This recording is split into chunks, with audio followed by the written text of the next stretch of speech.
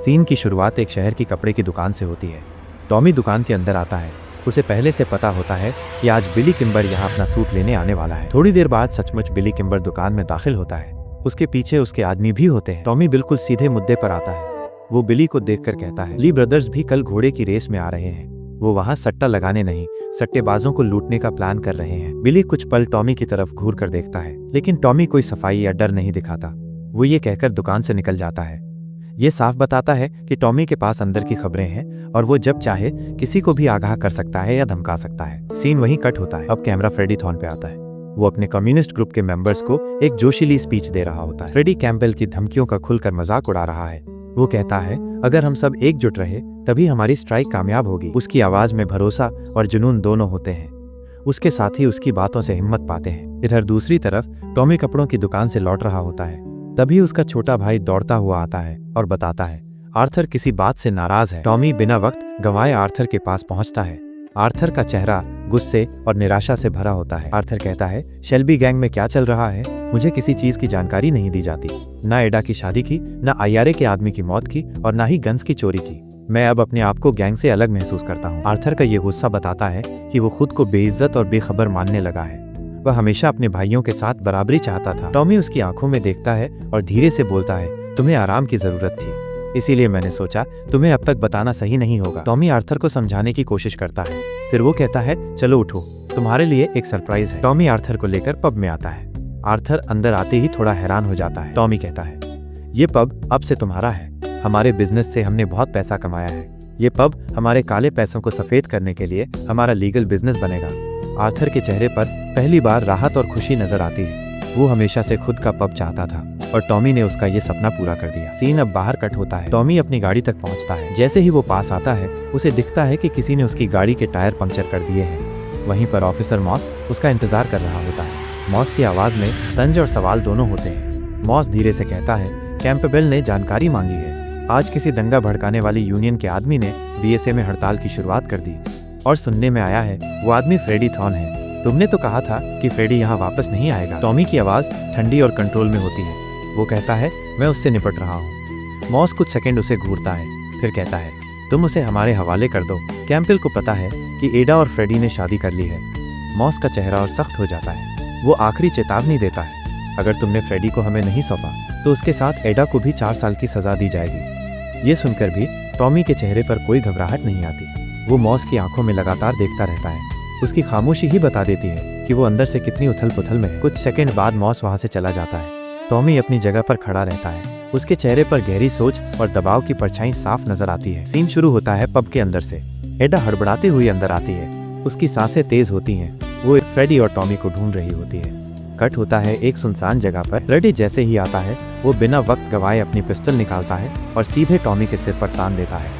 लेकिन टॉमी का चेहरा बिल्कुल शांत रहता है, ना कोई डर ना घबराहट। शायद उसे फ्रेडी पर भरोसा होता है या शायद यही उसकी निडरता की निशानी थी। टॉमी बिना पलक झपकाए कहता है, हमें बात करने की जरूरत है। फ्रेडी धीरे से अपनी जेब से पॉली के दिए हुए 200 पाउंड निकालता है। वो टॉमी की तरफ पैसे बढ़ाते हुए कहता है, ये तरकीब काम नहीं करेगी टॉमी। मैं ये शहर और एडा को छोड़कर कहीं नहीं जाने वाला। टॉमी कुछ सेकंड चुप रहता है। फिर वो फ्रेडी की आंखों में देखते हुए पुरानी यादें ताज़ा करने की कोशिश करता है। याद है फ्रेडी, जब हम छोटे थे, हम पानी में कूदकर एक ही सांस में उसे पार कर लिया करते थे। क्या अब भी वो कर सकते हो? थोड़ी देर के लिए दोनों के बीच खामोशी छा जाती है, जैसे उन पलों में बचपन का कोई टुकड़ा जिंदा हो गया हो। अचानक टॉमी एक तेज हरकत करता है। वो अपनी टांग से फ्रेडी के हाथ से पिस्टल गिरा देता है और तुरंत अपनी पिस्टल निकालकर फ्रेडी पर तान देता है। फिर भी फ्रेडी की आंखों में कोई डर नहीं होता। वो शांत लहजे में कहता है, मैं और एडा बचपन से एक दूसरे से प्यार करते हैं। तुम्हें प्यार का मतलब पता भी है टॉमी? टॉमी की आंखों में कुछ पल के लिए नरमी आ जाती है। उसकी आवाज धीमी हो जाती है। ये शादी ज्यादा समय तक टिकने वाली नहीं है और मैं तुम्हारे कारण अपनी बहन की जिंदगी बर्बाद नहीं होने दूंगा। ये कहकर टॉमी धीरे धीरे वहां से चला जाता है। फ्रेडी वहीं खड़ा रह जाता है, अपने फैसले पे अडिग। सीन कट होता है शेल्बी के घर में।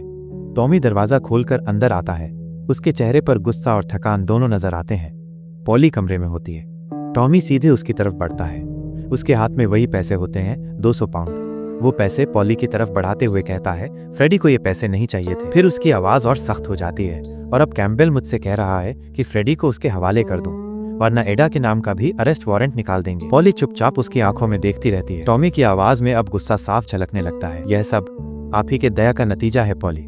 कमरे में कुछ सेकंड के लिए सन्नाटा छा जाता है। टॉमी धीरे से आगे बढ़ता है और अपनी आवाज को ठंडी लेकिन सख्त लहजे में कहता है, अब से जो करना है उसका फैसला मैं ही करूंगा। टॉमी का चेहरा बता रहा होता है कि उसने मन में कोई ठान लिया है, वो अब किसी की सुनने वाला नहीं। सीन रात के अंधेरे में कट होता है। टॉमी अपने बिस्तर पर लेटा हुआ है, पर नींद उसकी आंखों से कोसों दूर है।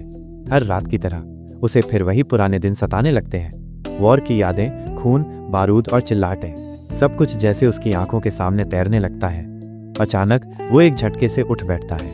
उसका चेहरा पसीने से भीगा होता है, सांसें तेज, आंखें डरी हुई। तभी दरवाजे पर दस्तक होती है। सामने उसका एक जासूस खड़ा होता है जिसे उसने लंदन में निगरानी के लिए भेजा था। जासूस धीरे से कहता है, मैं आयरिश के मदर रेड पब में था।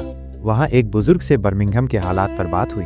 उसने बताया कि वहाँ का माहौल बेहद तनावपूर्ण है। आईआरए का एक आदमी मारा गया है, वही आदमी जो ग्रेस के साथ हाथापाई में मारा गया था। जासूस आगे बताता है, हाई कमांड को शक है कि उस आदमी को पीकी ब्लाइंडर्स ने मारा है। टॉमी बिना घबराए सोचने लगता है, फिर ठंडे लहजे में कहता है, उन्हें एक मैसेज भेजो, कहो कि ये सच नहीं है और अगर वो चाहे तो यहाँ किसी को बात करने भेज सकते हैं। उन्हें बताओ कि शायद कोई गलत फहमी हुई है, हम किसी परेशानी को बढ़ावा नहीं देना चाहते। टॉमी की आवाज में शांति होती है, पर आंखों में चिंता भी। सीन सुबह के वक्त खुलता है। टॉमी की आंखें धीरे धीरे खुलती हैं। उसका कमरा अब भी रात की उथल पुथल का गवाह बना हुआ है। वो अपने बेड के पास पड़ी टेबल पर नजर डालता है।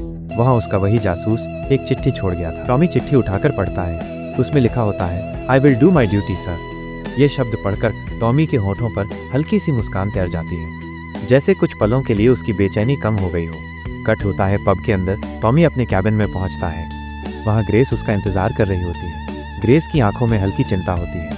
वो धीरे से कहती है, तुम्हारी बहन एडा कल यहाँ आई थी। वो बहुत घबराई हुई थी, बेखबर सी तुम्हें ढूंढ रही थी। ग्रेस बताती है कि एडा कह रही थी, तुम सारी बातें सिर्फ खुद तक ही रखते हो। टॉमी उसकी बात सुनता है, फिर ठंडे लहजे में मुस्कुराते हुए कहता है, यही तो औरतों का काम है, बातें करना। फिर कुछ सेकंड रुक कर कहता है, और सारी बातें खुद तक रखना, यही हम मर्दों का काम है।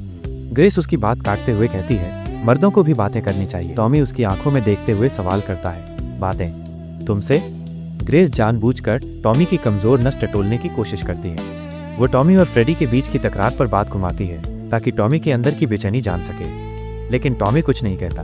उसके चेहरे पर साफ दिखता है कि चाहे कुछ भी हो, वो अपनी परेशानियां किसी से बांटने वाला नहीं। टॉमी की आवाज अचानक बदल जाती है। वो सीधा मुद्दा बदलते हुए पूछता है, रेस में जाने के लिए ड्रेस खरीद ली तुमने? तभी सीन कट हो जाता है। सीन शुरू होता है। ग्रेस और टॉमी दोनों तैयार हो रहे होते हैं। आज वो घोड़ों की रेस में जाने वाले हैं। ग्रेस ने वही ड्रेस पहनी होती है जिसका जिक्र टॉमी ने पहले किया था। उसके चेहरे पर हल्की घबराहट और उत्सुकता साथ साथ होती है। कट होता है। टॉमी अपनी गाड़ी लेने गैराज में पहुंचता है। वहां उसका एक आदमी पहले से खड़ा इंतजार कर रहा होता है। उसके चेहरे पर साफ चिंता होती है। वो धीमे लेकिन सख्त लहजे में कहता है, पूरे रास्ते में ली, ब्रदर्स और किम्बर के आदमी भरे होंगे। अगर जिंदा वापस आना है तो और लोगों को भी साथ ले जाओ। उसके शब्दों में चेतावनी थी और हालात की गंभीरता भी।